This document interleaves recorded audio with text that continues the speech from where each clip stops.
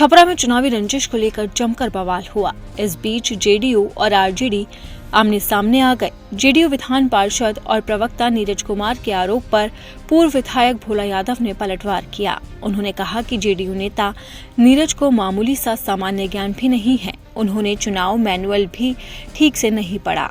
उन्होंने कहा कि मैनुअल कहता है कि उम्मीदवार के साथ चालक और 3 अन्य पार्टी नेता साथ घूमेंगे। इसकी विधिवत अनुमति भी निर्वाची पदाधिकारी देते हैं। उन्होंने कहा कि सारण की राजद उम्मीदवार डॉक्टर रोहिणी आचार्य के साथ घूमने की अनुमति निर्वाची पदाधिकारी ने मुझे दी है और पदाधिकारी द्वारा जारी लाल रंग के पेपर वाहन पर चिपकाए हुए हैं। उन्हें किसी भी तरह के आरोप लगाने के पहले सत्यता की जांच कर लेनी चाहिए। भोला यादव ने कहा कि रोहिणी आचार्य के साथ वो बूथ नंबर 318 और 319 पर वोटर का हाल और पीठासीन पदाधिकारी से ये पूछने गए थे कि अब तक कितने वोट पड़े।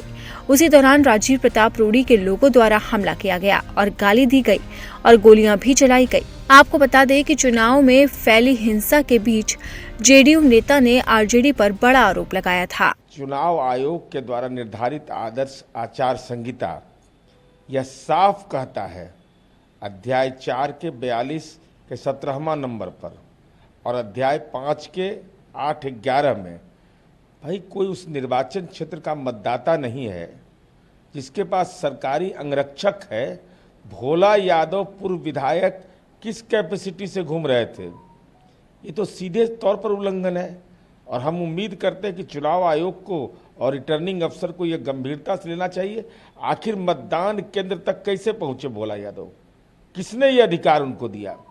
जब चुनाव आयोग के आदर्श आचार संहिता का सीधा उल्लंघन हो रहा हो और सामाजिक तनाव उन्माद फैलाने में एक दरभंगा की व्यक्ति की भूमिका हो जो लालू जी के खास राजनीतिक सिपा सलार है, तो इसका मतलब तो साफ है ना कि उन्माद भड़काना ये राष्ट्रीय जनता दल की कार्यनीति है। हमारी उम्मीद है कि सामाजिक समरसता कायम रहे, लेकिन चुनाव आयोग भोला यादव के खिलाफ कार्रवाई सुनिश्चित करे। छपरा की घटना को लेकर अब सियासत जोरों पर है। आरजेडी और जेडीयू आमने सामने आ गए और दोनों ही एक दूसरे पर वार पलटवार कर रहे हैं।